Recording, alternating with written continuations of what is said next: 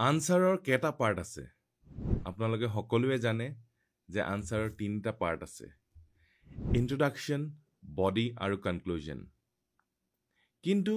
তিনিটা পাৰ্টই কিয় তিনিটা পাৰ্ট কিয় নেসেসাৰী তিনিটা পাৰ্ট হোৱাটো কিয় নেসেসাৰী কাৰণ কি আপুনি যদি যুক্তি সহকাৰে আপুনি আৰ্গিউ কৰিব আছে এক্সপ্লেইন কৰিব আছে তেতিয়া হলে আপোনাক মিনিমাম তিনিটা সেন্টেন্সেস লাগিব তিনিটা বাক্য লাগিব দুটা প্ৰিমাইস আৰু এটা কনক্লুজন প্ৰিমাইস কিটা ফাৰ্স্ট প্ৰিমাইস সেকেন্ড প্ৰিমাইস মানে মেজৰ প্ৰিমাইস আৰু মাইনৰ প্ৰিমাইস তাৰপিছত কনক্লুজন উদাহৰণ স্বৰূপে এটা বিল্ডিঙৰ পৰা পুৰা ধোঁৱা ওলাই আছে আপুনি এতিয়া কি বুলি ক'ব তাত কি হৈ আছে আপোনাৰ মনলৈ আহিছে যে তাত কি জানি জুই লাগি আছে হেতু কাৰণে ধোঁৱা ওলাইছে এতিয়া আপুনি যদি তাত জুই লাগি আছে আপুনি কনক্লুড কৰিলে তাৰ ডেফিনেটলি কিবা এটা ৰিজন আছে আপুনি ক'লে উইদাউট এনি ৰিজন তো আপুনি কোৱা নাই সো হে ৰিজন তো হৈছে যে where there is smoke there is fire য'ত ধোঁৱা ওলাই তো জুই থাকে এইটো আপোনাৰ এজাম্পশন হয় এইটো আপুনি জানে এইটো আপুনি পঢ়িছে শুনিছে দেখিছে শিকিছে এক্সপেৰিয়েন্স কৰিছে হেতু ভিত্তিতহে আপুনি আনসাৰটো ক'ব পাৰিছে যে তাত কি জানি জুই লাগি আছে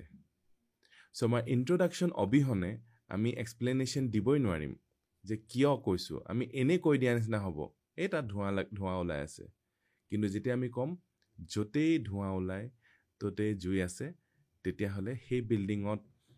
ধোঁৱা ওলাই আছে সেই বিল্ডিঙত জুই লাগি আছে এতিয়া এই ইন্ট্ৰোডাকশ্যনটো চাবচোন কিমান ইম্পৰ্টেন্ট এই ইন্ট্ৰোডাকশ্যনটো আমি যদি চেঞ্জ কৰি দিওঁ আপোনাৰ কনক্লুজনে বদলি হৈ যাব আপোনাৰ পুৰা উত্তৰটোৱে বদলি হৈ যাব নেক্সট সেকেন্ড কনক্লুজন চাওক কেতিয়াবা কেমিক্যাল ৰিঅ্যাকশনৰ পৰাও ধোঁৱা ওলাব পাৰে নট নেসেসাৰী যে জুই থাকিবই লাগিব সেই বিল্ডিংটোত ধোঁৱা ওলাই আছে এতিয়া আপোনাৰ কনক্লুজনটো হেতু নহয় যে আপুনি সেই বিল্ডিংটো জুই লাগি আছে এতিয়া আপুনি ক'ব লাগিব যে নাজানো সেই বিল্ডিংটোত মেবি জুই লাগি থাকিবও পাৰে বা কিবা কেমিক্যাল ৰিঅ্যাকশনো হ'ব পাৰে দেখিছেনে কেনেকে ইন্ট্ৰোডাকশ্যনটো চেঞ্জ কৰিলে আপোনাৰ উত্তৰটো বেলেগ হৈ যায় ইনফ্যাক্ট আপোনাৰ উত্তৰটোৰ যেটো কনক্লুজন হেতু আপোনাৰ সবতকে প্ৰথম মাইণ্ডলৈ আহে যে ধোঁৱা ওলাই আছে তাত জুই লাগি আছে কিয় তাৰ কিয়ৰ এটা উত্তৰ আছে য'ত কিয় বিলাকৰ উত্তৰ আছে তাৰ মানে লজিক্যাল হয় লজিক থাকিলে কিয়ৰ উত্তৰ থাকিব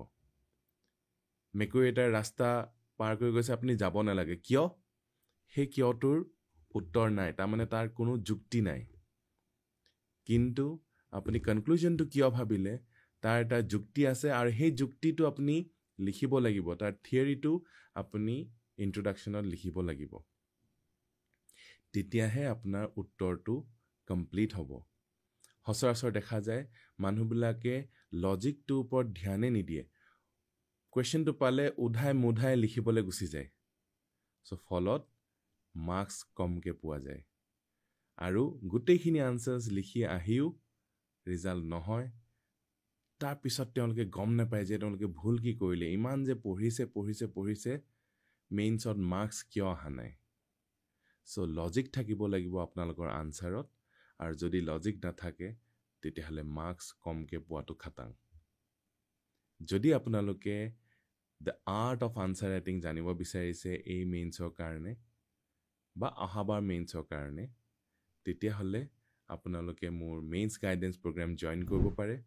যেটো 25 জুনৰ পৰা আৰম্ভ হ'বলৈ গৈ আছে বা যি সকলে অকল বিচাৰিছে যে মোৰ পাৰ্সোনাল আনসাৰ ইভালুৱেচন লাগে তেতিয়াহলে মোৰ পাৰ্সোনাল আনসাৰ ইভালুৱেচন প্ৰগ্ৰাম আপোনালোকে জয়েন কৰিব পাৰে